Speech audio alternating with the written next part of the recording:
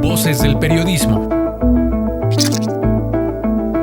Lo que pasa aquí y ahora.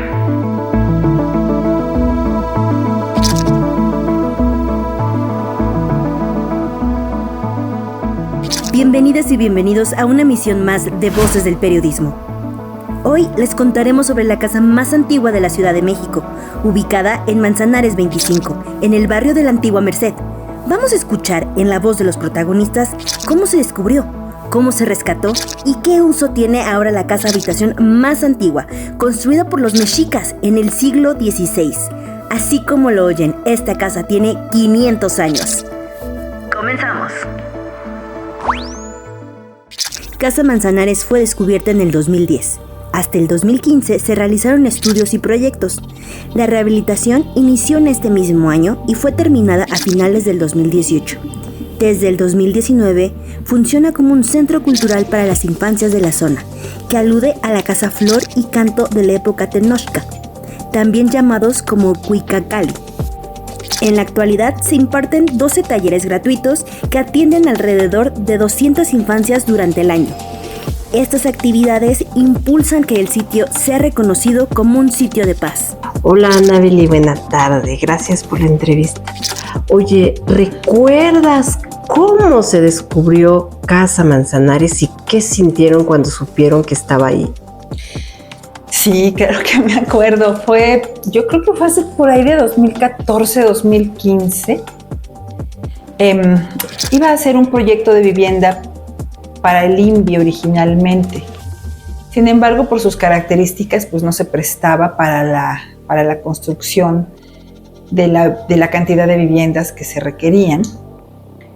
Y se empieza, pues digamos, a desbrozar, se van haciendo cosas y de pronto, pues, descubren que tiene características muy particulares y en ese momento, pues ya no estaba destinada para vivienda. Llega un maravilloso arquitecto, un doctor en arquitectura, Juan Benito Artigas, especialista en siglo XVI, que hace el análisis, revisa y dice, bueno, esto tiene características de ser un inmueble del siglo XVI por cuestiones que seguramente los arquitectos te podrán explicar mejor. Pero pues fue una grande emoción porque, por supuesto que en la Ciudad de México hay edificios religiosos del siglo XVI, pero no civiles, no casas, ¿no? Esta es una casa habitación y entonces eso hasta ahora es la identificada como más antigua y eso la hace pues muy particular y muy especial. Oye, fue un poco fortuito. ¿Y si no hubiera sido un proyecto de vivienda de la Ciudad de México, qué crees que hubiera pasado con ese proyecto? Híjole, pues a lo mejor ahí seguiría, ¿no? En el mejor de los casos ahí seguiría. El espacio cuando fue descubierto, la verdad es que estaba en un estado de ruina muy importante. Había techos que los arquitectos les llaman cubiertas, colapsados, se habían abierto accesorias hacia la calle en algunos predios, hacia el callejón de Manzanares, que creo que es el segundo. Empezara y supieran lo que pasaba con esa casa. Y comenzó a trabajarse en el tercer callejón de Manzanares un proyecto con las infancias de la zona. Había una persona, Jesús Petlacalco, que hacía mucho trabajo comunitario, que ahora está en Puebla, pero que es oriundo de la Merced, y otra chica, Guitebog, comenzaron a hacer un trabajo importante con los niños de esa zona. O sea, había talleres, pero siempre se hablaba y se hacía mucha cuestión. Se les decía que en algún momento pues ellos iban a ocupar esa casa, que esa casa desde el principio iba a estar destinada para que ellos y ellas, los talleres que hacían en la calle, los tomaran y el espacio de paz que se estaba construyendo en el tercer callejón de Manzanares se iba a trasladar pues a un lugar digno que no era solamente pues estar en la calle, ¿no? Levantamiento, llegaron a identificar en aquel entonces alrededor de 800 niños en la zona aledaña, digamos, a la redonda, ¿no? Hacia la Soledad, el callejón de carreteros, en fin.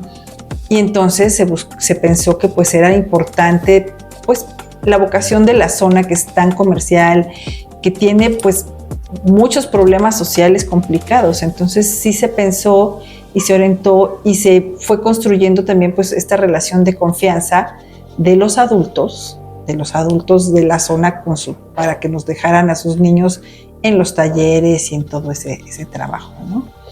Digamos, la obra además se llevó como entre 2015-16 y se inauguró a finales, o sea, la obra ya terminada se terminó en 2018, ya prácticamente cuando estaba cambiando la administración, que se iba Miguel Ángel Mancera y entraba Claudia Sheinbaum. Y finalmente, ¿tú qué ajustarías en el proyecto de Casa Manzanares? Yo creo que hace falta hacer más alianzas con otros actores. Por ejemplo, en su momento, cuando se estaba arrancando el proyecto, y entiendo por qué se dijo que no, pero el Centro Cultural de España tenía proyectos financiados interesantes de radio, de una serie de cuestiones, y tenías que garantizar tener un cierto número de niños y niñas para realizarlo. Pero incluso, por ejemplo, pues generan materiales, graban los programas de radio, hacen CDs, hacen libros, ¿no? O sea, creo que le faltaría esa parte y pues un presupuesto importante para que de verdad el proyecto creciera, pudiera estar ahí. O sea, creo que se han hecho grandes cosas, creo que es un gran espacio, pero creo que podría tener más niños, más niñas, talleristas mejor pagados, más preparación, que se vuelva, o sea, que en verdad también crezca de la parte de infantil hacia los adultos, porque también hay un punto en el que se dejan ir, ¿no? Los chicos a los 12 años. Y no se me ocurre un momento más complicado que la adolescencia para que te suelten en un barrio como la Merced. O sea, algo que tenemos que reconocer. Si no lo reconocemos como gobierno, pues ¿cómo lo resuelves? Por lo menos tener esa conciencia. Creo que tendría que volverse un centro de comunidad de verdad en la que entren los padres, los niños, los que no tienen hijos, los adolescentes, todo el mundo. Creo que le hacen falta alianzas. Me gusta mucho trabajar con las niñas y los niños porque siento que puedo dejarles un poco de lo que sé, es como dejar una pequeña semillita que espero que cuando crezcan, sobre todo en esta relación con la tierra y el cuidado de todo lo que hace posible la vida, que puedan, cuando crezcan, que les sirva y cuiden también ellos de todo el entorno. Un curso que dura 3 meses incluye prácticas profesionales. Ya saben los tipos de corte que hay con las verduras, con las carnes, un poco las bases de la comida mexicana y de la cocina internacional. Y en ese momento lo que pueden hacer es explorar un buen trabajo en los centros de restaurantes, bares, hoteles, comedores.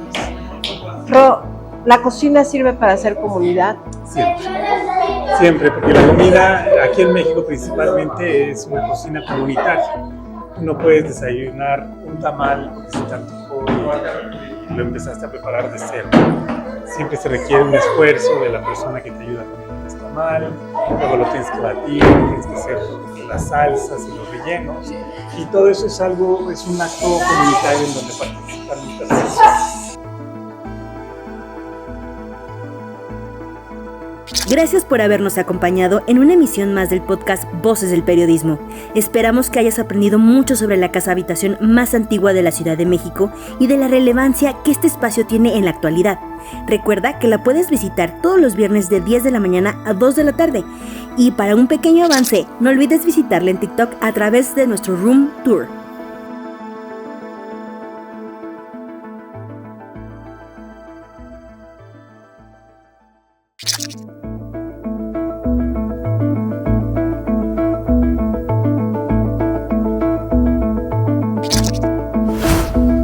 Voces del periodismo. Lo que pasa aquí.